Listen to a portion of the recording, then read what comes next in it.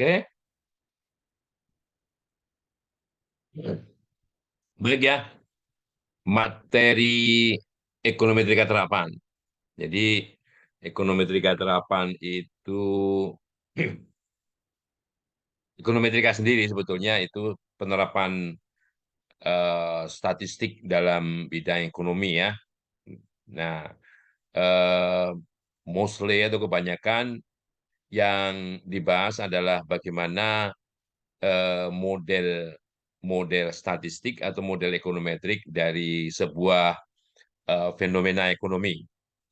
Nah, salah satu di antaranya digunakan pendekatan model yang namanya regresi, ya, regresi.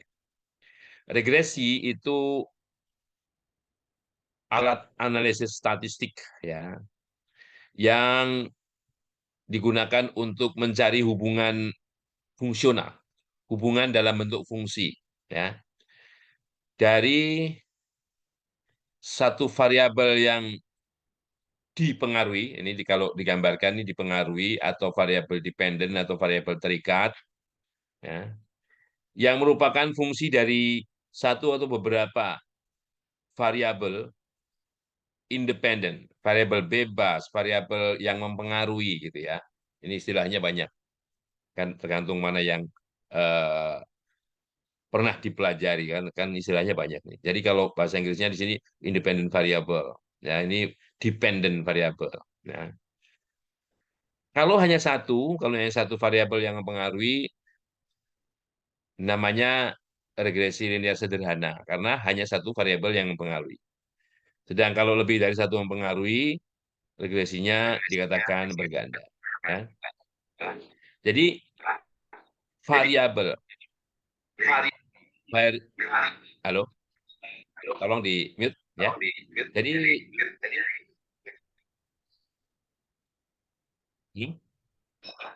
ya, eh, mic-nya di mute,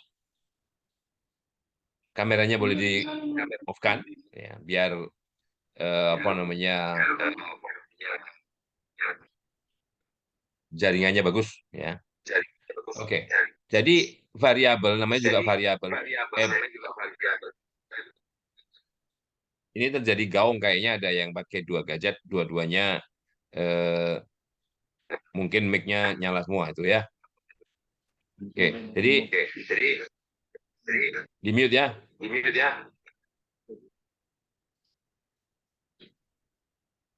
Ini Tri ini harus saya mute dulu nih.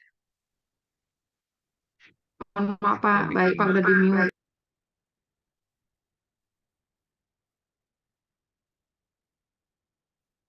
Oke, ya. Jadi biar biar nggak ganggu yang lain. Jadi variabel bebas ya ini ada kalau di sini mulainya dari dua, ini kan hanya indeks saja ya. Ini variabel kok satunya nggak ada ya, satunya dipakai yang di sini ya. Nah, ini variabel dependen ini sering disebut kalau bahasa ini regresan, yang diregres. Jadi regresi itu sekali lagi ada analisis statistik yang digunakan untuk mempelajari hubungan fungsional, hubungan dalam bentuk fungsi dari satu atau lebih variabel bebas terhadap satu variabel tak bebas. Nah, oke, atau ini variabel penjelas atau explanatory variable, prediktor dan sebagainya. Ya. Nah, kalau kita singkat, kalau kita singkat dari B1 sampai B yang ke K ini ya. eh, Kemudian kita tuliskan dalam bentuk sederhana, maka kita bisa tuliskan model 11 ini dalam model 12, yaitu eh, YI sama dengan BX plus UI, di mana BX-nya adalah singkatan dari jumlah semua ini ya. Nah, dalam persamaan 11 ini atau mungkin lebih singkatnya 12 ini ya. Ini kedua persamaan ini sering disebut dengan model populasi atau model yang sebenarnya. Kenapa disebut model populasi atau model yang sebenarnya? Ini terdiri dari dua komponen. Yang komponen pertama, BX ini atau panjangnya ini disebut komponen deterministik. Ya, komponen deterministik. Nah, komponen yang tidak random. Ini yang dikendalikan oleh si peneliti. Ya. Kemudian yang kedua ini adalah komponen random yang peneliti tidak bisa kendalikan. Walaupun sudah dibuat sedemikian rupa sehingga tetap saja masih ada komponen yang ini. Ini adalah model apa yang disebut dengan model ekonometrik atau model statistik. Ini sering disebut dengan disturban atau pengganggu, ya, atau error, ya, atau galat, terserah apa mau apapun namanya, ya. Ini bagian ini karena ini adalah yang bukan dikendalikan oleh si peneliti. Nah, dalam hal membuat model tentunya si peneliti itu tentu berharap bahwa komponen yang random ini, komponen error ini itu sekecil mungkin, ya, sekecil mungkin relatif terhadap apa yang kita sebut sebagai variabel dependen ini, ya, relatif terhadap, ya. Jadi harus ini sekecil mungkin.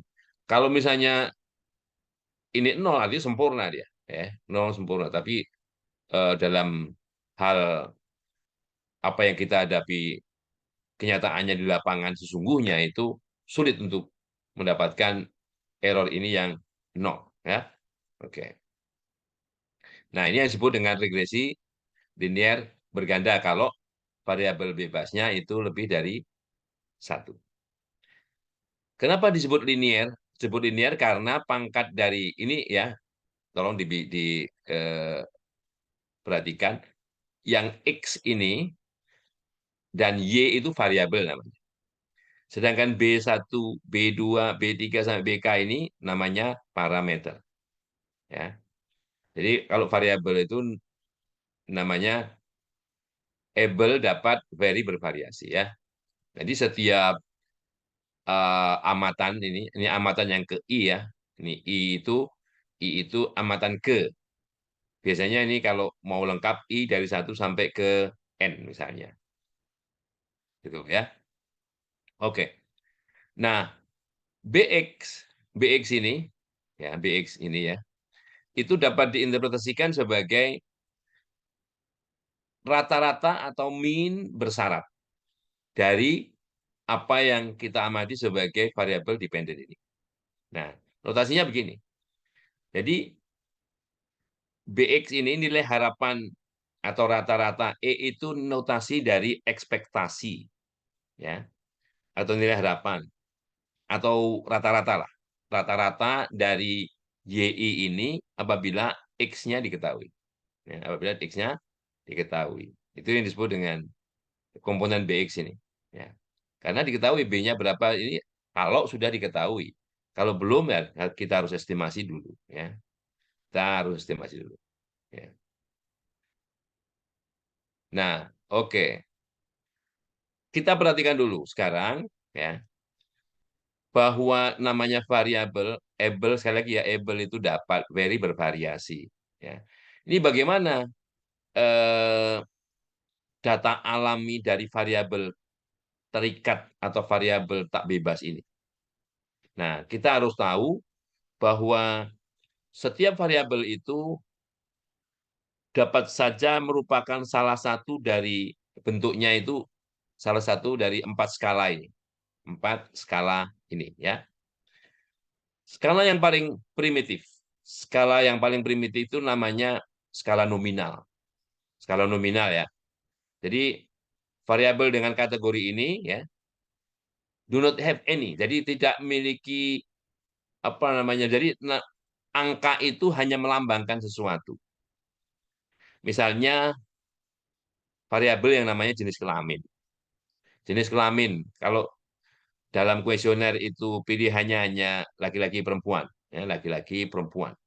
Atau kalau agak ini misalnya gender gitu, kalau karena kalau misalnya agak istilahnya lebih ke gender, ya, male female gitu, laki perempuan, ya. Nah, dalam hal bahwa data itu harus dirubah menjadi angka, dalam berubah menjadi angka, dikuantifikasi istilahnya. Siapa yang nol? Laki-laki nol, perempuan satu. Bangga kebalik boleh, ya. Laki-laki satu, perempuan nol, ya. Jadi angka nol dan satu itu tidak bisa dibandingkan. Itu hanya melambangkan sesuatu. Misalnya status status pernikahan. Kalau dalam kepegawaian hanya dua, kawin tidak kawin, gitu kan? Kawin tidak kawin. Nah, itu sama aja. Kalau misalnya kategorinya lebih dari satu, lebih dari dua misalnya, agama ada Islam, Kristen, Katolik, Hindu, Buddha, macam-macam kan. Nah, itu mana yang satu, mana yang dua, mana yang tiga, mana yang empat. Nah, dalam hal itu angka itu hanya melambangkan sesuatu. Pekerjaan misalnya. Ada TNI Polri, ada pegawai BUMN, ada PNS, macam-macam. Nah, pemberian angka itu sekali lagi, satu tidak mesti harus lebih kecil dari dua. Tidak mesti lebih inferior daripada dua, dan seterusnya. Jadi, angka hanya melambangkan sesuatu. Nah, kalau selain melambangkan sesuatu bisa diurutkan, maka skalanya namanya ordinal. Orde itu diurutkan. Punya urutan, tatanan, orde baru, tatanan baru, dan sebagainya. Nah, ya, dalam grading misalnya, dalam grading, ya, sistem grading, A, B, C, dan sebagainya. Kalau grade itu dalam artian bagus, A ini tentunya memiliki nilai yang lebih besar atau sama dengan B. B memiliki nilai yang lebih besar atau sama dengan C. Dalam hal bagus loh ya. Dalam hal jelek misalnya kalau beras gradingnya bagus, misalnya kalau kita bicara beras yang bagus, kita lihat salah satu komponennya adalah misalnya banyaknya benda asing. Kalau bagus mestinya nggak ada benda asing, nggak ada sekam, nggak ada misalnya kerikil kecil dan sebagainya. Ya kan? Nah gitu. Misalnya apa itu tegel misalnya, lantai itu keramik lantai itu, ya. Kalau yang bagus itu ukurannya hampir mirip. Semakin tidak mirip, semakin nggak bagus, grade-nya semakin jelek. Ya, coba aja kalau yang mahal, pasti kalau dipasang itu garis diantara garis diantaranya itu kecil. Kalau yang murah garis diantaranya besar, besar. Ya, nah, jadi itu misalnya yang ordinal lagi itu misalnya juara, juara satu, juara dua, juara tiga, satu pasti lebih bagus daripada atau sama dengan dua dan seterusnya. Jadi bisa diurutkan. Nah, masalah bagus itu bisa angkanya lebih besar atau bisa angkanya lebih kecil. Kalau misalnya lomba balap ya, yang menitnya lebih kecil, yang detiknya lebih kecil, yang lebih bagus. Ya. Kalau lomba misalnya kekuatan ya, yang angkanya lebih besar, ya kan? Jadi itu urutan skala ordinal. Nah, tapi ordinal itu ya nggak bisa. Misalnya juara satu dan dua, ada satu, dua, tiga. Nilai antara satu dan dua itu tidak harus sama dengan nilai antara dua dan tiga. Selisihnya. Nah, biar bisa dicari nilai selisihnya, maka ada skala yang berikutnya, itu skala interval. Dalam hal skala interval itu kita bisa mengukur jarak, ya, interval. Misalnya nilai ujian. Nilai ujian itu ada intervalnya dari 0 sampai 100 misalnya. Nah, yang mengerjakan benar semua nilainya 100. Yang tidak mengerjakan atau salah semua nilainya 0. Nah, orang yang nilainya 50 itu tidak berarti dua kali lebih pintar daripada mereka yang dapat 25. Ya, nilainya 50 nilai tesnya. Yang si B nilainya 25. Si A yang nilainya 50 itu bukan berarti dua kali lebih pintar daripada si B. Ya. Nah, karena itu skala interval. Nah, skala yang paling lengkap itu yang ada intervalnya dan sebagainya. Kalau interval itu hanya memungkinkan operasi pengurangan, selisih, operasi beda. Yang memungkinkan operasi pembandingan dalam artian pembagian, yaitu namanya skalanya rasio. Skala rasio. Skala rasio itu angkanya melambangkan sesuatu, bisa diurutkan dari kecil ke besar atau besar ke kecil, bisa memiliki nilai makna pengurangan atau beda, dan bisa memiliki makna pembagian. Nah, misalnya, kita tahu uang 50.000, yang biru itu 50.000, ya, nominalnya 50.000. Yang merah nominalnya 100.000. Ya, nominalnya itu. Kalau mau diurutkan, biru lebih kecil daripada yang merah. Merah lebih besar daripada yang biru. Bisa diurutkan. Diselisihkan bisa 100.000 lebih besar daripada 50, bisa selisih, selisihnya 50.000. Dirasiokan, yang merah itu kalau ditukar dengan yang biru dapat 2. Ah, itu kira-kira skala rasio begitulah. Ya. Jadi, nah Y ini tergantung skalanya nanti ya. Regresi itu skalanya yang bagaimana? Regresi linear berganda itu skala pengukuran dari Y itu yang bagaimana? Nah, jadi gitu. Kita lihat dulu ya. Ini baru pengenalan mengenai skala tadi. Kita lihat. Bagaimana dengan apa namanya X ya?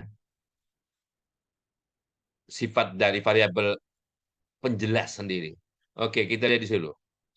Meskipun hampir kebanyakan atau meskipun kebanyakan variabel-variabel ekonomi itu diukur ya, pada skala rasio atau interval, ya, bisa saja situasi bahwa skala ordinal atau nominal itu ada dalam pengamatan, ya, ada dalam pengamatan. Nanti cara menganalisisnya bagaimana? Nah, hati-hati ini, gitu. Jadi kalau kalau misalnya responnya di sini ya, sekali ini, katakanlah dalam pengkelasan, dalam grading bank misalnya, ada A, B, C, kan itu skalanya ordinal. Nah, bagaimana? Atau kategorinya cuma 2, bagus nggak bagus gitu.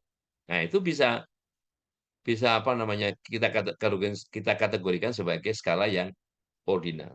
Skala ordinal atau nominal ini sering disebut dengan skala kategorik, ya, variabel-variabel kategorik, karena sifat tadi itu. Ya. Nah, bagaimana X-nya?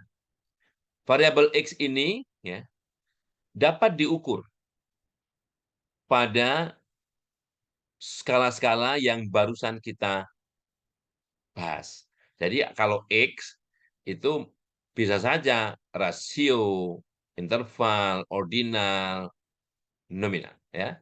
Tapi jangan semua nominal semua begitu. Kalau nominal semua, Y-nya juga nominal, itu analisisnya bukan regresi. Ya, jadi analisis regresi itu yang aman apabila baik skala variabel penjelas ini ya maupun variabel yang dijelaskan itu skalanya interval atau rasio. Ya.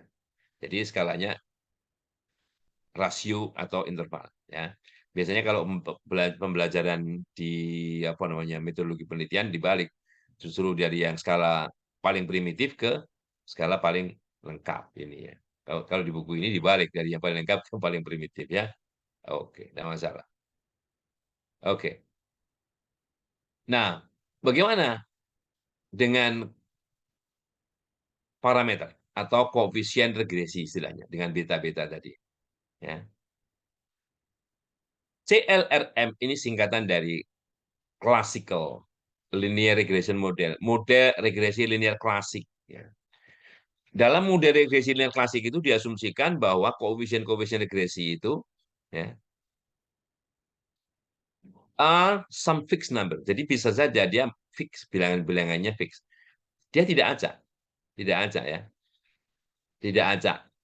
Meskipun kita tidak tahu nilai yang sebenarnya itu berapa. Ya. Nah, tujuan dari analisis regresi itu adalah mengestimasi nilai-nilai dari beta-beta tadi, beta 1, beta 2, sampai beta K tadi. Ya. Berdasarkan apa? Berdasarkan data sampel. Ya. Jadi berdasarkan data sampel. Oke. Nah, bagaimana dengan kalau regresi, koefisien regresi itu random? Nah, yang kita bahas yang fix ya, yang kita bahas yang fix. Kalau random ada, tapi kita bicara bagian statistik atau bidang statistik yang dikenal dengan statistik Bayesian. Bayesian itu berasumsi bahwa masing-masing beta itu juga berdistribusi, gitu ya. Tapi kita tidak bahas di sini. Ya. Oke, sama aja dalam ekonomi juga ada aliran. Aliran ekonomi ada Keynesian, ada macam-macam ya. Jadi kalau kalau sudah nyemplung di bidang ilmu ekonomi, entah S1-nya apa, sekarang S2-nya ekonomi, ya harus tahu misalnya siapa Bapak Ekonomi Indonesia, siapa Bapak Ekonomi Dunia, dan sebagainya. Ya. Nah, sama aja kalau saya suka main bola, pasti tahu dong siapa legendaris main bola, baik dunia maupun nasional. Kan harus tahu, kalau nggak tahu ya lucu aja. Oke, nah sekali lagi ini tadi walaupun sudah saya singgung ya, walaupun sudah saya singgung bagaimana dengan pengertian regresi linier. Nah, terminologi linier ini ya, terminologi linier ini adalah ya yang kita maksud linier itu bahwa beta ini, B ini kalau di buku lain sering menggunakan beta, ini menggunakan B, itu pangkatnya satu. Ya, sekali lagi ya, linier dalam parameter, bukan linier dalam variabel. Ya, bukan linier dalam variabel. Oke. Nah, ini misalnya, walaupun di sini log X2, bentuknya ini kan, kalau fungsi sebagai log itu ya nggak linier. Tapi bukan ini yang kita maksud. Kita kan bisa memisalkan bahwa log X2 itu sama dengan X2 bintang. Seper X3 ini X3 bintang. Sama aja, tetap saja. Ya, itu jadi makanya yang disebut linier itu linier pada parameternya, bukan pada variabel, ya, bukan variabel. Oke. Oke, sekarang berkaitan dengan sumber data. Nah, dalam hal sumber data, data-data ekonometrik, ya, kita berhadapan dengan apa yang disebut dengan yang pertama dengan data deret waktu atau time series. Jadi kalau time series ini kita mengamati satu variabel tapi menurut waktu. Misalnya pendapatan asli daerah misalnya. Itu entah per tahun ya. Jadi tahun tahun misalnya 2015, 2016, 2017 itu per tahun. Kalau pengamatannya per tahun. Harga cabai harian, ya, harga cabai harian. Yang diamati kita harga cabai aja, tapi ya harus dibatasi. Harga cabai di mana? Jadi kalau kita menggunakan referensi misalnya pasar Keramat Jati, ya Keramat Jati, atau Cilitan, Cilitan itu misalnya. Jadi data satu variabel yang diamati menurut waktu itu data time series. Ya. Kalau datanya ini saja, data time series, ada analisis sendiri. Analisisnya analisis time series. Ya. Ya salah satunya ada regresi, tapi regresi bukan satu-satunya alat yang digunakan untuk time series. Kalau time series regresi time series sebagai variabel yang mempengaruhinya waktu, ya T. Waktu pertama, kedua, ketiga, keempat, kelima gitu. Sedang yang responnya ya data yang kita amati. Entah harga emas, entah harga minyak, entah harga apa terserah. Ya. Yang kedua, yang namanya cross section. Cross section itu kebalikan dari ini. Kita mengamati beberapa variabel sekaligus pada waktu tertentu, ya, pada waktu tertentu. Jadi misalnya tahun 2020 yang diamati apa?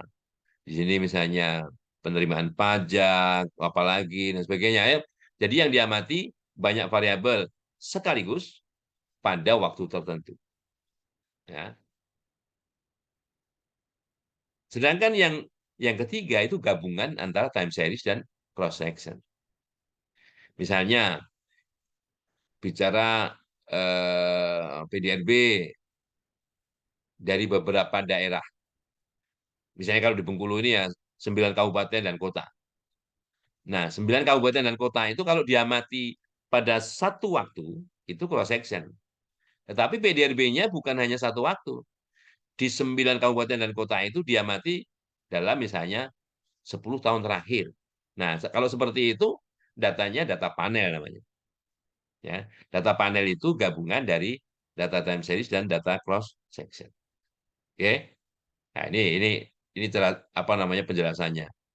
Nah, saya nggak akan bicara di sana. Ini ada cross time series ya.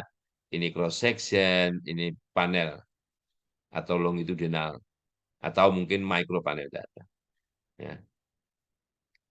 Nah, kalau sumber data banyak lah ya. Sumber data bisa datanya tergantung. Data itu kalau kita peroleh sendiri ya data data primer. Kalau kita ambil dari atau pinjam dari dinas pemerintahan atau BPS nanti kayaknya data sekunder ya. Banyak misalnya ini Departemen Treasury apa IMF atau World Bank atau yang mana. Tapi tentunya data-data yang dipublish sama mereka itu bukan data raw data ya, bukan bukan data aslinya, data data yang sudah diolah sesuai dengan kebutuhan ya. Oke. Nah, mengenai bagaimana dengan kualitas data. Kualitas data ya.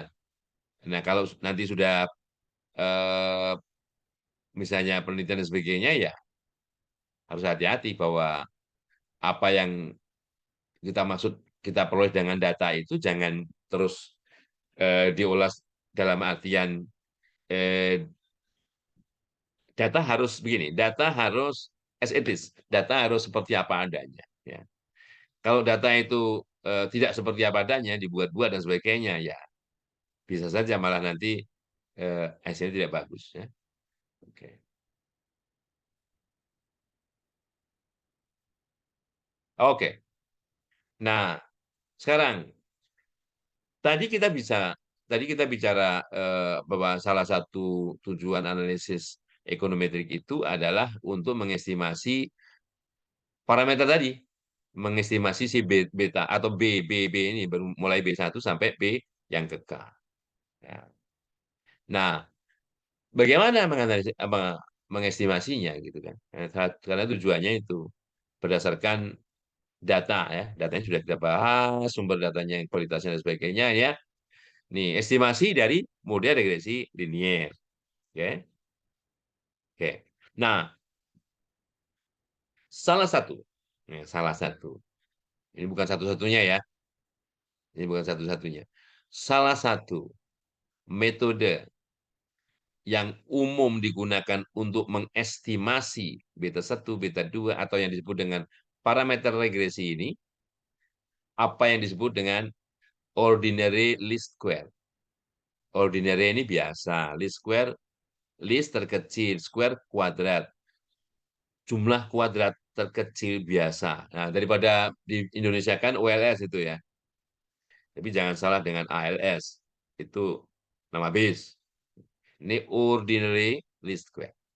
Ordinary biasa, least kecil square. Ya. Nah, dari model tadi, kalau kita tuliskan si error tadi di sebelah kiri sama dengan ya atau ya jadi dia sendiri UI-nya sendiri maka UI itu si error itu akan sama dengan ya si error sorry nah ini ya persamaan 1,3 ini error ini akan sama dengan apa yang kita amati sebagai dependent variabel apa yang kita amati dikurangi nanti apa yang kita prediksi kalau beta B1, B2 sampai BK ini sudah kita ganti dengan yang namanya estimasi dari masing-masing parameter itu. Ya. Oke, jadi UI ini atau disturban ini atau error yang ke I ini merupakan nilai yang sebenarnya, ya, actual value ini nilai sebenarnya yang diperoleh dari pengamatan dikurangi nilai taksiran. Istilahnya nilai taksiran. Jadi perbedaan antara yang sebenarnya dengan taksirannya itu adalah error. Ya. Oke, error. Nah, error inilah yang nanti kita gunakan. Jadi, apanya yang kuadrat terkecil? Yang kuadrat terkecil itu yang kita kuadratkan error ini. Karena kalau error ini tidak dikuadratkan, langsung dijumlahkan, itu nilainya sama dengan 0. Ya. Jadi kalau jumlah semua error ini, itu harus sama dengan 0. Karena ini dipakai sebagai salah satu asumsi.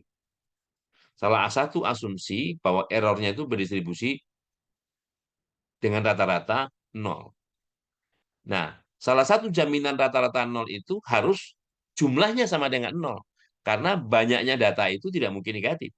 Banyaknya data itu positif. Jadi, kalau pembaginya positif, maka yang dibagi harus sama dengan 0. Supaya hasilnya sama dengan 0. Jadi, supaya hasilnya sama dengan 0, maka ya jumlahnya sama dengan 0. Oke. Nah, kalau jumlahnya sama dengan 0, susah kita. Terus betanya berapa? B1, B2 sampai BK ini berapa? Oleh karenanya, yang kita cari adalah beta-beta 1, B1, B1 sampai BK ini, B1, B2 sampai BK ini, sedemikian rupa sehingga jumlah dari kuadratnya itu minimum. Jadi yang kita cari jumlah dari kuadrat ini. Ya. Jadi itu ya. Nah, ini yang disebut dengan error sum square. Error ya, sum di jumlah, square kuadrat. Jadi jumlah dari error kuadrat itu error sum square. ESS. Error sum square ya. Oke. Nah, hati-hati di buku lain ESS itu bukan singkatan dari error sum square. Makanya apa namanya? Kita harus mencermati setiap singkatan seperti ini yang dimaksudkan dalam apa yang kita baca itu apa. Di sini ESS adalah error sum square. Ya. Jadi jumlah dari error yang kita kuadratkan. Andai kan B besar tadi kan B besar nih, tadi B besar ya, itu adalah parameter populasi. Parameter populasi. Maka nilai taksirannya adalah B kecil. Ini B kecil taksirannya ya. Di beberapa buku menggunakan beta, itu parameter populasi, taksirannya beta kasih tanda topi. Ya, tanda topi. Oke? Nah, kalau yang di awal tadi menggunakan B besar, dan bagian errornya itu menggunakan U, ya U ya, U error juga ya. Maka kalau ini menggunakan ini bedanya. Ini adalah nilai estimasi ya. Nilai estimasi. Persamaan regresi ini digunakan untuk mengestimasi persamaan regresinya. Yang sering disebut dengan model regresi sampel. Model regresi sampelnya. Kalau tadi model regresi populasi pakai B besar dan di sini U. Ya, bedanya itu. Ya, biar konsisten pakai buku ini. Ya. Nah, bagaimana taksirannya? Kalau taksirannya ini nggak pakai EI, nggak pakai EI. Taksirannya ini I-topi, taksi topi itu taksirannya. Itu bagian yang sampai di sini aja kecuali EI. Sehingga kalau kita tuliskan bahwa YI ini sama dengan YI topi ini, bahwa 15 ini sama dengan YI yang ada di 16 ditambah EI. Ya, tambah EI-nya. Jadi kalau yang di depan tadi itu namanya population regression function, fungsi regresi populasi, yang di bawah ini, yang di belakang ini BX, kalau tadi B besar X, kalau ini B kecil X, itu fungsi regresi sampel atau fungsi regresi contohnya. Ya, oke. Oke. Eh, kalau ada yang ingin bertanya langsung aja ya, langsung di raise hand atau apa di stop ya. Baik. Nah, dalam setiap analisis statistik, ada dalam setiap analisis ekonometrik. Sekali lagi ya, ekonometrik itu penerapan statistik di bidang ekonomi. Jadi, setiap model itu ada asumsinya. Nah, ini yang disebut dengan classical linear regression model atau CLRM yang tadi sudah disebut. Asumsi pertama. Asumsi pertama bahwa model regresinya itu linear dalam parameter. Tadi ya. Nah, yang disebut linear itu linear dalam parameter. Bisa saja kalau dalam variabelnya itu baik Y maupun X-nya itu bisa linear, bisa tidak. Ya. Yang kedua, regresor itu X1, X2, X3 sampai XK tadi, itu diasumsikan fix. Diasumsikan terukur tanpa kesalahan. Karena tadi sudah dijelaskan, disinggung dikit, kalau kalau itu bisa random, maka kita bicara Bayesian statistik. Ya, kita bicara statistik biasa ya. Ini. Atau istilahnya non stokastik. Oke. Artinya kalau nilai misalnya ada tanah sebagai variabel yang digunakan untuk mempengaruhi harga tanah. Jadi luas tanah itu sebagai X-nya, harga tanah sebagai Y-nya. Tanah si A misalnya. Tanah si A itu walaupun sekarang diukur, besok lusa diukur, ya tetap aja nilainya itu. Nilainya tetap fix, tetap. Ya, maksudnya tetap itu kan nggak berubah. Emang tanahnya bisa ngembang kan nggak? Nah, itu ya maksudnya ya. Oke. Yang ketiga, untuk variabel-variabel bebas, variabel-variabel eh, yang mempengaruhi itu, ya. Apabila diketahui harapannya, atau secara rata-rata nilai dari error itu, nilai dari disturban itu secara rata-rata, sekali lagi tadi sudah jelaskan, ekspektasi itu adalah konsep rata-rata. Jadi untuk nilai X tertentu, nilainya, maka kan Y-nya bisa naik turun, bisa macam-macam nilainya. Ya.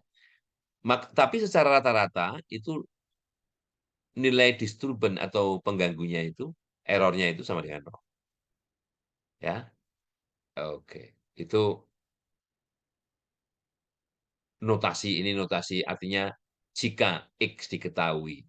Ya, ini artinya tanda tegak ini ya, jika X diketahui, maka harapan dari error ini atau rata-rata dari error ini sama dengan 0. Oke? Ya. Yang keempat, yang keempat, keragaman dari setiap galat atau disturban tadi, ya, pada X, ya, pada XX yang diketahui itu konstan. Konstan. Artinya ya nilainya tidak berubah-ubah. Nah, keragaman yang sama ini punya istilah. Homo itu sama. Homo itu sama. Skedastik itu keberagaman. Jadi keberagamannya sama. Jadi untuk X tertentu, varian pengganggu ini sama. Sama berapa? Ya, namanya sigma kuadrat.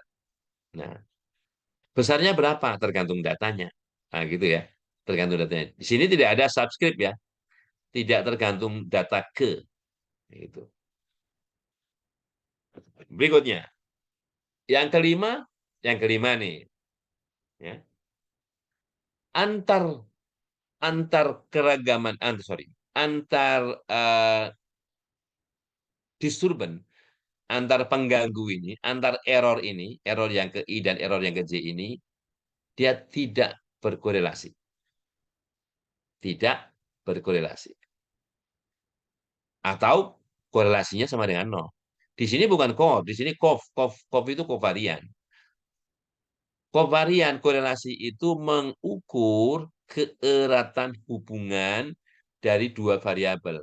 UI dengan UJ itu keeratan hubungannya seperti apa? 0, artinya tidak ada. Tidak ada. Artinya dia saling bebas. Ya. Tidak saling mempengaruhi. I tidak mempengaruhi J tidak mempengaruhi I.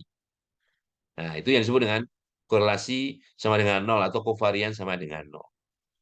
Nah, di sini ada istilah auto korelasi. Iya, karena yang diukur korelasi atau kovariannya itu antar keragaman pengganggu. Kan antara auto itu sendiri, auto sendiri, ya. Korelasinya diri sendiri, korelasi antara U dengan U. Tapi indeksnya saja yang berbeda. Kenapa indeksnya yang berbeda? Ya kalau indeksnya sama, sama dengan satu. Korelasi UI dengan UI ya satu. Berapapun X-nya. Gitu. Oke. Nah, yang keenam. Yang keenam. Yang ini tadi ya, ini kelima itu tidak ada autokorelasi. Yang keenam, ini kita harus berhati-hati.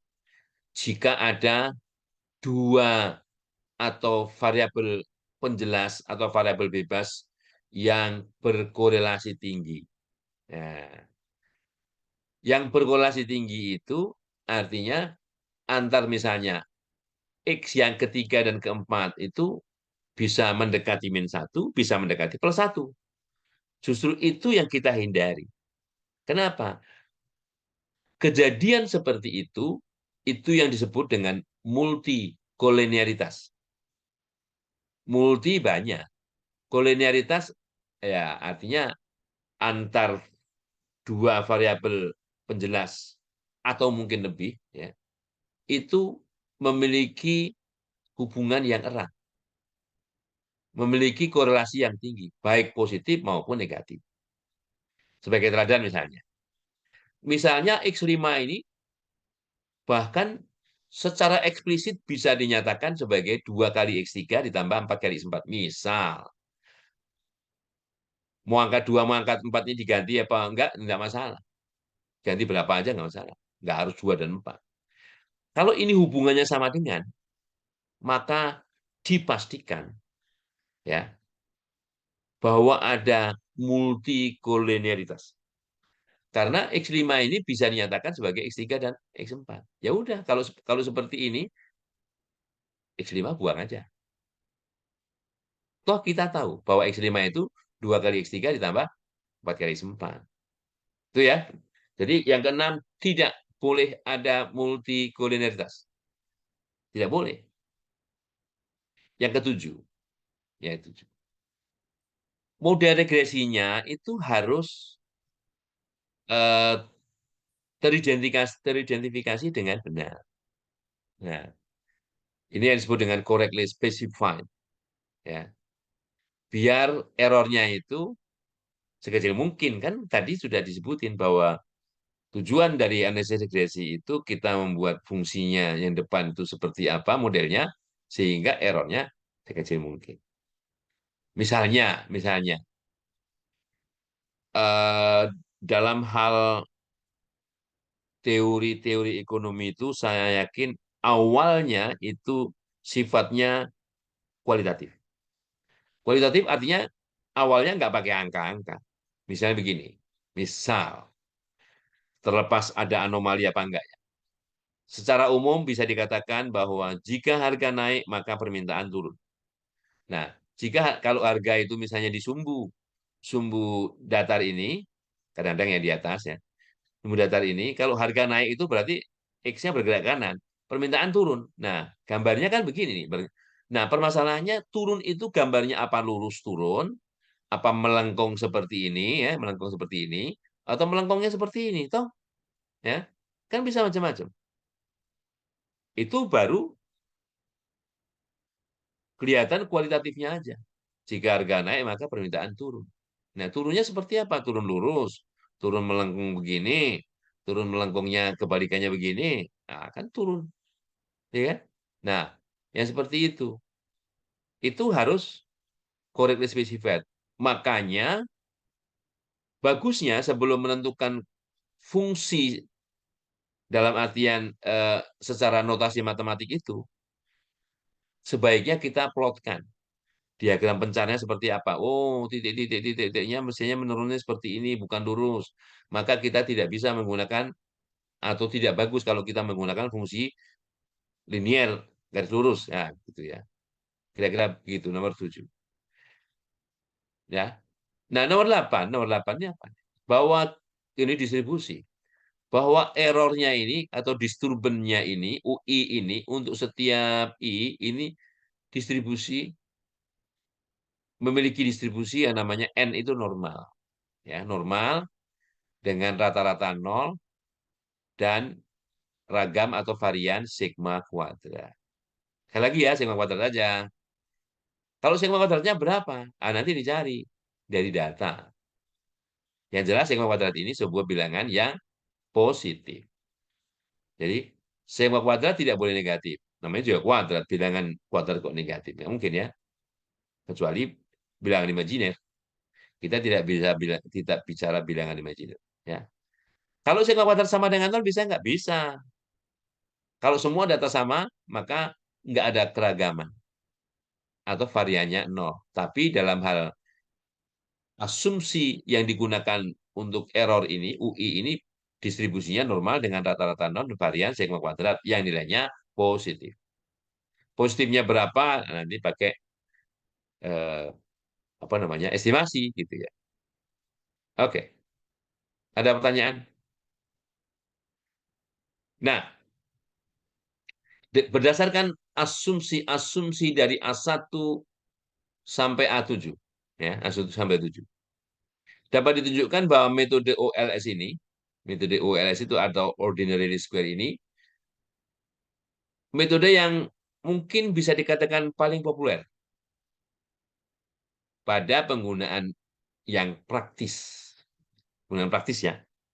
Karena menyediakan estimator-estimator dari parameter-parameter dari PLF itu yang memiliki sifat-sifat ya, yang secara statistik atau secara ekonometrik itu diinginkan. Jadi tentunya membuat estimator itu tidak asal saja. Jadi kalau akhiran OR itu kan alat yang digunakan. Jadi kalau estimator alat yang digunakan untuk mengestimasi. Oke, apa sifat-sifat dari estimator yang diperoleh dengan metode OLS? Yang pertama, estimator-estimatornya linear. Dalam artian, mereka merupakan fungsi linear dari variabel tak bebas Y. Ya, merupakan fungsi linear dari variabel tak bebas Y. Nah, estimator-estimator yang linear itu mudah dipahami ya, dibanding estimator-estimator yang non linear atau tidak linear. Ya. Jadi linear pertama kali ya. Yang kedua, estimatornya tidak bias. Apa yang dimaksud tidak bias? Ya, sekali lagi ya, nanti kalau belum jelas diputar ulang videonya. Artinya begini, dalam hal aplikasi metode itu secara berulang-ulang, ya, dengan memperhatikan semua kemungkinan, maka secara rata-rata nilai estimator itu akan sama dengan nilai yang diestimasi. Nah, gitu ya. Itu namanya tidak bias. Jadi nilai rata-rata dari estimator itu akan sama dengan nilai yang diestimasi ya, jika kita mengulang dengan memperhatikan semua kemungkinan. Oke? Yang ketiga. Yang ketiga, tadi kan sudah disebutkan ini linier, tidak bias ya. Dalam kelas estimator yang sifatnya linier dan tidak bias, linier dan bias, OLS ini, metode OLS, estimator OLS ini, itu memiliki varian yang minimum. Variannya minimum. Nah, estimator yang memiliki varian minimum itu, estimator yang tidak bias, yang memiliki varian minimum itu sering disebut dengan estimator yang efisien. Efisien. Ya, oke? Nah, kalau misalnya kita bicara efisien secara umum, efisien itu memperhatikan sumber daya yang dipakai dikit, kan gitu kan. Baik Namanya sumber daya itu bisa peralatan, tenaga, biaya, dan sebagainya. Oke, nah secara apa namanya terminologi, apa yang barusan kita bahas di 1, 2, 3 ini, bahwa penduga OLS ini sering disebut dengan blue, blue biru ya, blue biru. Biru ini juga, tapi blue ini singkatan. B-nya best, terbaik, linier, ya, linier terhadap linier terhadap Y ya, unbiased tidak bias, E estimator. Jadi estimator tak bias yang linier terbaik, terbaik karena variannya minimum, karena variannya minimum. Nah, nah inilah esensi dari sebuah teorema dalam ekonometrika atau dalam statistika yang disebut dengan Gauss-Markov. Ya, Gauss-Markov ya. Jadi teorema Gauss-Markov itu yang berkaitan dengan bahwa menyatakan bahwa OLS itu blue. Ya, OLS itu blue. Oke, ada pertanyaan? Oke, kita lanjutkan. Ini masih konsep-konsep. Jadi konsep ini justru harus tahu. Ya. Oke, varian dan standar error dari estimator OLS. Tadi kita sudah tahu parameternya B besar, estimatornya B kecil, ya. Estimatornya B kecil. Estimator itu juga mau baca variabel random. Nanti kalau bahasa Inggrisnya random variable ya. Yang tentunya nilainya bervariasi dari sampel ke sampel. Ya. Oleh karenanya, kita perlu suatu ukuran keberagaman, mengukur keberagaman mereka. Ya. Dalam statistik atau ekonometrik, keberagaman suatu variabel perubahan acak itu diukur dengan apa yang disebut dengan varian. Jadi varian itu mengukur keberagaman. Ya, ada terminologi, there is no statistic without varian. Artinya kalau data ini semuanya seragam, nggak perlu statistik. Tidak perlu statistik. Ya. Nah, akar dari varian itu notasinya sigma kuadrat. Ini bacanya sigma ya. Sigma itu huruf S-nya Yunani. Kalau huruf S-nya Romawi ini S biasa. Ya, ini S kecil. Ini S Yunani kecil. S Yunani besar ini sigma juga ini ya dalam notasi ini sigma S Yunani besar. Kalau S besar apa namanya Romawi ya ini S. Oke. Nah, akarnya namanya standar deviasi atau simpangan baku. Oke. Dalam konteks regresi yang kita bicarakan, simpangan baku dari suatu estimator itu disebut dengan standar error. Jadi Anda standar deviasi, ya. Ada standar error. Paham ya? Varian itu mengukur keberagaman. Notasinya sigma kuadrat. Ini populasi, ya. Ini populasi. Akar dari sigma kuadrat namanya sigma, standar deviasi, ya. Kalau standar deviasi dari estimator namanya standar error. Oke? Nah, emang secara konseptual itu mirip seperti standar deviasi. Oke? Nah, dalam mode regresi linier, nilai estimasi dari varian itu ya, dari UI ya, UI itu dinyatakan seperti ini. Ya. Ingat EI-nya ini ya, EI-nya itu adalah error dari fungsi populasi, fungsi regresi sampel ya. Ini EI.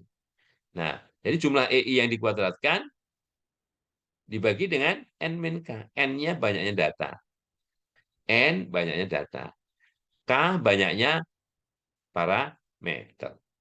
Jadi kan bukan banyak variabel ya. Kalau variabelnya tadi mulai dari X2 sampai XK. Tapi parameternya B1, B2 ya kan? B1-nya nggak ada X-nya karena sebetulnya itu X1 yang bahwa X1-nya itu semua nilainya 1. Ya, jadi K-nya adalah banyaknya parameter regresi. Oke? Nah, jadi ini adalah residual sum square. Ya, residual sum square. Ya, yang atas ini. Yang kita bagi dengan n min k, yang kita bagi dengan n min k itu menghasilkan apa yang disebut dengan estimator dari sigma kuadrat. Estimator dari sigma kuadrat. Nah, akar dari sigma kuadrat topi itu atau sigma topi aja itu sering disebut dengan standar error regresi atau root mean square. Jadi diakarkan ini root mean square. Nanti kalau ada istilah RMS atau root mean square atau SER adalah persamaan 1/13 yang diakar. Oke? Ya. Oke. Baik. Ada pertanyaan? Kalau nggak ada, kita lanjut. Oke. Nah, ini kita bahas yang sekarang yang berkaitan dengan sebaran peluang dari estimator-estimator yang tadi kita peroleh dengan metode OLS.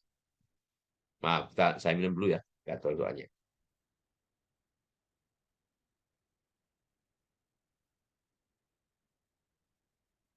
Oke. Jadi di asumsi A8 di atas tadi, bahwa disturban yang ke I ini, nggak ke I ya, atau error yang ke I ini berdistribusi normal dengan rata-rata atau parameter normalnya itu 0 rata-ratanya dan variannya sigma kuadrat. Oke? Nah, kita bisa perlihatkan bahwa setiap estimator yang diperoleh dengan menggunakan OLS itu, ya, dari koefisien-koefisien regresinya itu juga berdistribusi normal. Ya, dengan nilai rata-rata sama dengan nilai populasi yang bersesuaian. Ya. Dan variannya pasti ada sigma kuadratnya. Dan tentunya berkaitan dengan variabel X yang mana. Variabel X yang mana. Jadi tergantung kalau misalnya varian yang berkaitan dengan apa namanya beta ke K, pasti ada kaitannya dengan X yang ke K. Gitu. Kalau beta yang ke J, ya X yang ke J yang dikalikan dengan taksirannya. Oke. Dalam prakteknya, sigma kuadrat ini tidak pernah diketahui karena ini populasi. Ya, ini populasi. Kecuali populasinya diketahui ya, misalnya kalau kita bicara misalnya varian dari gaji pegawai negeri yang ada di Pemda, kan tinggal buka komputer, ya, datanya ada semua. Karena datanya ada semua, maka kita bisa bisa menghitung varian populasi. Itu kalau gaji. Tapi kalau yang ditanya meskipun meskipun apa namanya respondennya itu semua pegawai Pemda, kalau pertanyaan atau variabelnya adalah berapa pengeluaran per bulan atau rata-rata pengeluaran per bulan untuk biaya akademik anak-anaknya. Nggak ada, harus tanya. Atau konsumsi, pengeluaran konsumsi. Nggak ada. Tidak ada di komputer mereka. Oleh karenanya kita perlu sampling. Ya. Dan nilai varian yang berkaitan dengan pengeluaran konsumsi tadi nggak bisa.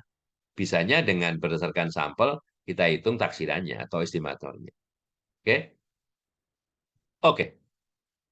Dalam praktek, kita gunakan sebaran peluang T ya daripada sebaran normal. Ya, dalam prakteknya. Itu kalau apa namanya, apalagi yang dulu, kalau misalnya sampel berukuran kurang dari 30, ya, secara total, itu distribusinya T. Kalau sampelnya ratusan atau lebih, bahkan ribuan misalnya, ya nggak apa. Mau T, mau Z, sama saja. Ya. Mau T, mau normal, sama saja. Ya. Oke. Jadi begini, yang dimaksudkan distribusi T di sini itu dalam hal untuk menguji misalnya begini, misalnya ya. Nah, ini adalah pengujian hipotesis yang berkaitan dengan koefisien regresi populasi atau koefisien regresi yang sebenarnya. Misalkan, yang akan kita uji adalah apakah koefisien regresi populasi yang kekal loh ya, karena variabelnya kan banyak, itu sama dengan nol. Atau dalam artian begini, XK, variabel yang kekal, kalau dituliskan H0, variabel XK tidak mempengaruhi variabel Y. Ya, saya gunakan istilah variabel karena saya tidak menyebut nama variabel prediktor dan responnya ya. Oke. Jadi variabel XK tidak mempengaruhi variabel Y, itu H0-nya. Hipotesis tandingan itu perlu diingat bahwa hipotesis tandingan adalah ingkaran dari hipotesis nol. Cukup ditulis misalnya begini, H0, HA, tidak benar bahwa, nah gitu. Diawali dengan tidak benar bahwa variabel X yang ke K tidak mempengaruhi variabel Y. Atau dalam artian, variabel XK mempengaruhi variabel Y. Nah gitu. Tapi secara notasi bisa bisa hanya ini saja, karena kalau B besar K itu sama dengan nol, benar artinya variabel yang X yang ke K itu tidak mempengaruhi Y. Nah, ini alat ujinya menggunakan statistik yang namanya T. Berapa nilainya? Ya, BK dibagi standar error dari BK. Tadi kan sudah dikenalkan, apa itu standar error? Ya, di depan. Oke.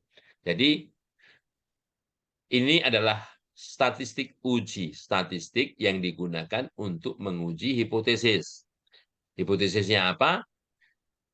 H0, BK sama dengan 0. HA, BK tidak sama dengan 0. Kalau dua arah berarti tidak sama dengan. Kalau satu arah lebih kecil dari 0. Kalau satu arah lebih besar dari 0, bisa. Nah, itu satu arah.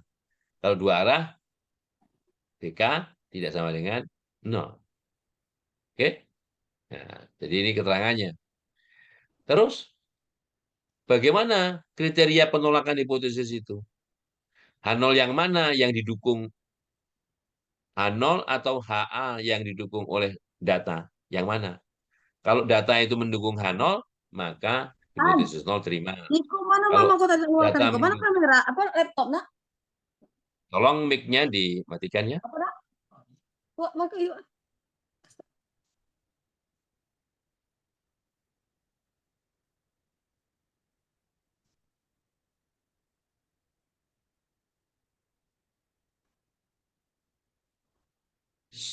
Sri Rusniati. Oke ya. Nanti muncul juga di video Sri Rusniati. Mute. Ya. Oke ya. Oke. Sri Rusniati masih mendengarkan? Mudah-mudahan mendengarkan ya. Soalnya kalau hanya Masih Pak. ngelihat saja, ya nanti bisa, ini satu kalimat saja bisa nanti lupa. Ya. Ya Oke. Pak. Nah, T di sini statistik uji. Jadi kalau pembelajaran lama itu kita cari, oh ini dibandingkan dengan tabel, gitu kan. Kalau pembelajaran baru, berapa nilai peluangnya? Ya. Nah, nilai peluang itu dibandingkan dengan apa yang disebut dengan taraf nyata pengujian. Ya. Taraf nyata pengujian, notasinya itu bu- hampir semua buku menggunakan yang sama, yaitu alfa. Alfanya berapa? Ini sering ditanya sama pembimbingnya. Nah, yang umum itu 5%, 1%. Nah, ini yang umum. Tapi kalau kalau ilmunya eh, dalam artian begini, pengambilan datanya bukan melalui percobaan di laboratorium, tapi di masyarakat itu, untuk mengendalikan variabel-variabel bebas itu sulit. Nah, bagaimana kalau alfanya 10%? Nah, yang mana yang bagus 10, 5 atau 1%? Perlu diketahui bahwa apa yang disebut dengan alfa. Alfa itu adalah peluang. Peluang melakukan kesalahan tipe 1. Ya. Peluang melakukan kesalahan tipe 1. Kesalahan tipe 1 itu apa? Kesalahan tipe 1 itu menolak hipotesis nol. Padahal hipotesis nol itu benar. Benar kok ditolak. Nah, makanya benar kok ditolak. Artinya aturan yang berlaku dilanggar. Ya. Itu berarti membuat kesalahan. Peluang melakukan kesalahan itu sering disebut dengan taraf nyata pengujian atau level of significance yang notasinya alfa. Nah, artinya apa di sini? Ini adalah ya tadi. Jadi maknanya dari 100 pengambilan keputusan yang sama, kalian dibolehkan salah paling banyak 5. Apa enggak enak? Nah, makanya itu U-nya tadi itu ada model model ekonometrik itu ada U-nya, ada kalian masih boleh apa namanya diberikan salah mengambil keputusan itu paling banyak berapa? Kalau dari 100 5, ya. Nah, angka-angka ini 5 dan 1% itu yang lazim yang dipakai dalam penelitian-penelitian yang tidak ada kaitannya dengan nyawa manusia. Nyawa hewan boleh, nyawa tumbuhan boleh. Ya. Kalau nyawa manusia 1% apa udah tinggi sekali. Masuk percobaannya dengan manusia 101 boleh mati. Kalian dihukum. Ya. Jadi nggak boleh. Jadi mulai sekarang harus tahu apa itu 5% dan 1%, yaitu peluang melakukan kesalahan, menolak hipotesis nol apabila hipotesis nol benar. Ya, alfa. Nah, kalau kita menggunakan peluang dari statistik hitung ini, maka hipotesis nol akan ditolak apabila nilai peluangnya itu lebih kecil daripada taraf nyata pengujian. Itu saja. Mau pengujian statistik apa saja kriterianya itu ya. Oke? Nah, nilai peluangnya harus lebih kecil daripada taraf nyata pengujian. Oke. Baik. Nah, ada pertanyaan? Enggak? Enggak ya. Oke. Baik. B besar K. B besar K itu adalah parameter dari ya. Ini parameter ke K ya. Sebagai koefisien dari variabel ke K, XK ya. B karena ini parameter populasi, kalau data populasi tidak pernah kita bisa amati, maka B yang sebenarnya kita tidak pernah tahu. Oleh karenanya, dengan sampel kita hanya bisa mengukur B kecil. B kecil. Taksirannya atau estimatornya. B kecil K. Nah, salah satu, kalau hanya BK-nya saja, kalau BK-nya saja, kalau berarti ini, kalau ini saja B kecil K ini namanya estimator titik. Ya. Karena hanya memiliki satu nilai ya, estimator titik. Misalnya, oke, beta BK-nya, jadi B kecil K-nya sama dengan 2,5. Nah, itu kan taksiran dari B besar K.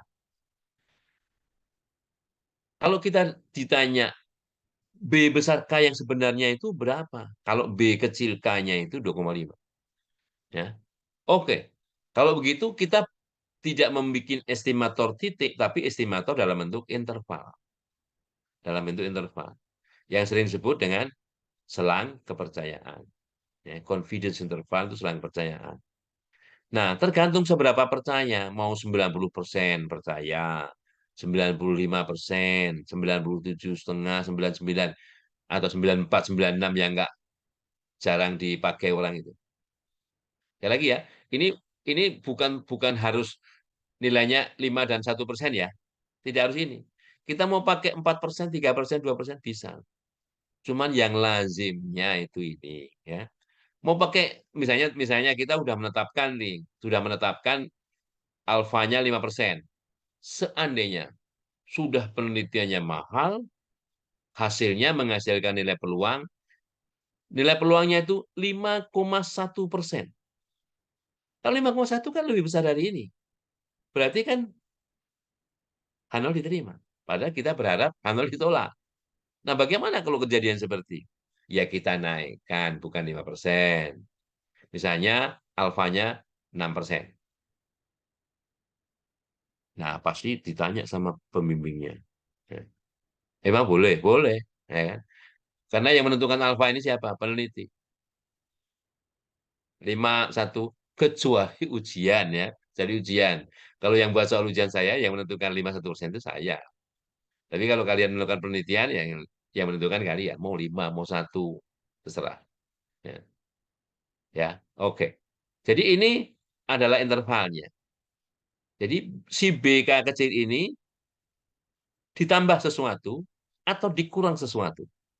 Nah, sesuatunya itu sama dong. Ini kan BK, kalau dituliskan BK itu di tengah-tengah nilainya. Batas sebelah kanannya kalau ditambah sesuatunya ini. Kalau batas sebelah kirinya kalau dikurang sesuatunya ini. Sesuatu itu apa? Yaitu standar error dari B kecil K ini, standar error ini satu nilai ya, dikalikan sesuatu konstanta yang tergantung dari alfa. Diambil dari distribusi T ya. Jadi gitu. Kenapa ini alfanya bagi dua? Ya iya, karena distribusi T kita ingin apa namanya batas sebelah kiri dan batas sebelah kanan. Satu. Yang kedua, distribusi T itu simetris. Maka kita minta di sini gunakan alfa per 2 cukup. Ya. Karena kalau dia nilainya positif kan plus sesuatu. Kalau dia nilainya yang sebelah kirinya min kali plus min. Ya. Jadi ini dari distribusi T yang tergantung dari alfa di sini. Kalau selang pertanyaannya 95%, maka di sini 5% dibagi 2. 2,5% ya. Oke. Kalau misalnya alfanya 90%, ya ini 10% bagi 2, 5% gitu ya. Jadi tergantung itu. Sehingga sehingga eh, antara BK dikurang sesuatu sampai BK ditambah sesuatu ini ya menghasilkan suatu interval sebagai pengganti dari B besar K ini. Nah, suatu interval. Jadi nilainya bukan hanya B kecil saja, tapi B kecil dikurang sesuatu sampai B kecil ditambah sesuatu. Banyak nilainya. Nah, nilai-nilai itu bisa digunakan sebagai pengganti nilai B besar K yang sebenarnya ini. Nah, itu yang ini disebut dengan selang kepercayaan atau penduga interval. Jadi kalau penduga titik cuma B kecil K. Kalau penduga interval ini ya, selang itu. Oke ya. Oke. Oke. Ada pertanyaan? Enggak? Oke. Sekarang nanti ya kalau kalau sudah nanti kalau sudah pakai teladan soal ini ada apa yang disebut dengan R kuadrat. Nah, R kuadrat ini notasi dari koefisien determinasi. Kalau R saja nggak pakai kuadrat, itu koefisien korelasi. Ya. Ini koefisien determinasi. Determin itu penentu, menentukan. Ya. Nah, R kuadrat ini merupakan ukuran umum yang salah satu ukuran yang bisa digunakan untuk melihat bahwa persamaan regresi yang kita peroleh itu sudah cocok, sudah fit, ya, atau belum, atau mengukur kecocokan, ya, mengukur kecocokan antara data yang sebenarnya dengan data yang kita lakukan melalui estimasi, jadi estimasinya. Nah, oke, R kuadrat ini bagaimana karena mengukur seberapa seberapa bagusnya itu, seberapa bagus, kalau seberapa tepat kurang bagus ya, seberapa bagus apa yang kita peroleh melalui estimasi itu dengan yang sebenarnya. Nah, yaitu dengan membagi, makanya di sini istilahnya proporsi atau persentase total variasi dari variabel dependent Y ya yang bisa dijelaskan oleh variabel regresornya, variabel-variabel penjelasnya ya. Nah, jadi bagaimana R kuadrat dihitung? Bahwa apa yang kita amati sebagai YI ini, kalau dikurangi rata-ratanya, masing-masing YI itu dikurangi rata-ratanya. Ya. Kemudian setelah dihitung masing-masing dikurangi rata-ratanya dikuadratkan. Kemudian dijumlahkan. Itu yang disebut dengan total sum square. Jumlah kuadrat total. Ya. Oke, nah ini ada ESS kebetulan di sini. Belum jauh, masih di buku yang sama ya. Padahal ESS di depan tadi beda. Ya. Nah, ESS di sini ini explain, artinya yang dijelaskan. Oleh apa? Oleh persamaan regresi tadi. Oleh si penduga tadi. Kalau YI ini diganti dengan nilai penduganya, ya, dikurangi rata-ratanya masing-masing, dikuadratkan, kemudian dijumlahkan, itu yang disebut dengan explained sum square. Jumlah kuadrat regresi, jumlah kuadrat model, jumlah kuadrat yang bisa dijelaskan. Ini ya, ESS. Oke? Nah, sedangkan selisih antara TSS dan ESS ini yang disebut dengan residual sum square. Jadi kalau yang pertama ini TSS itu dikurang ESS itu sama dengan RSS. Jadi ya, oke. Oke. Jadi kalau ini dinotasikan dengan jadi perbedaan ini dinotasikan dengan Y kecil I. Perbedaan ini dinotasikan dengan Y kecil I topi. Ya. Sedang ini EI. Jadi ini hubungannya. Ini kurang. Kalau mau sama persis seperti ini harus ada sama dengan jumlah YI topi kuadrat. Ya. Samaan 116 ya. Nah, jadi TSS, jadi kalau ini TSS ya, TSS sama dengan ESS dibagi RSS. Ya, TSS sama dengan ESS dibagi RSS. Padahal secara definisi R kuadrat itu sama dengan ESS ini dibagi TSS. Jadi kalau masing-masing ini TSS dibagi TSS ini satu, ya kan? ESS dibagi TSS R kuadrat, ya kan? Kemudian ini RSS dibagi TSS. Nah, padahal di sini satu sama dengan R kuadrat plus rasio antara SSS RSS dibagi TSS, ya. Nah, karena R kuadrat ini nilainya terletak di antara 0 dan 1, ya, maka kalau R kuadrat ini mendekati 1, maka rasio RSS ini dibagi TSS-nya mendekati 0. Sebaliknya, kalau R kuadrat itu mendekati 0, maka RSS dibagi TSS itu mendekati 1. Jelek.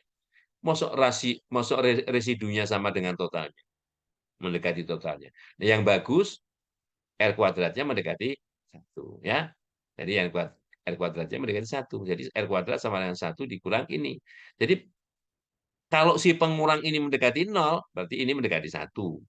Kalau pengurang ini mendekati 1, ini mendekati 0. Gitu ya. Jadi yang mana yang bagus? Yang mana yang digunakan? Yang digunakan adalah R kuadrat. Ya. Oke? Yang disebut dengan koefisien determinasi. Ya. Nah, kadang ada orang yang, oke, kalau begitu boleh dong.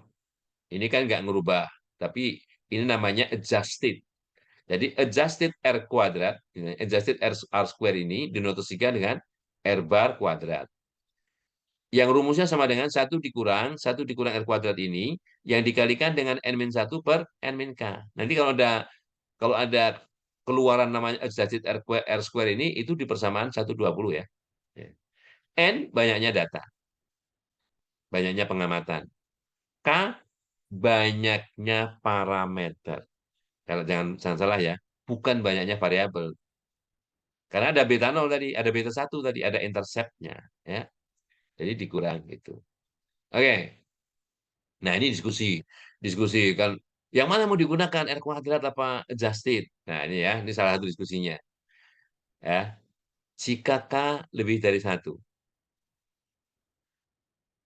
lebih satu ya. Kalau kalau ini istilahnya banyaknya regresor dalam model itu semakin besar, maka misalnya 3 ada 4 5 variabel bebasnya. Kalau semakin besar variabel, semakin banyak variabel bebasnya, maka adjusted R square ini becomes increasingly smaller, akan lebih kecil ya daripada R kuadrat. Ya, maka R kuadrat ini bisa digunakan sebagai penalti. Sebagai penalti kalau kita menambah variabel bebas. Nah, oke. Yang kedua, ini kelemahannya. Kalau R kuadrat yang biasa ini, yang nggak pakai ini, itu selalu positif. Tetapi kalau adjusted R square itu kadang-kadang bisa negatif. Ya, tergantung di sini. Nah, ya. Jadi mana yang dipakai? Silakan. Nah, jadi gitu. Dalam kasus tertentu, ini untuk R kuadrat tertentu, R kuadrat bar ini bisa negatif. Padahal namanya juga kuadrat, masuk bisa negatif. Ya kan? Itu. Oke, mungkin itu dulu ya per apa namanya kuliah perdananya. Minggu depan kita teruskan dengan mulai perhitungan dengan data yang saya sampaikan Excel-nya itu ya. Oke, sekarang tolong dinyalakan kameranya sebentar. Ya, untuk kehadiran ini 3 kali 4, 12 tambah 2, 14 kurang 1 kurang saya sendiri berarti 13. Ya. Oke, bentar.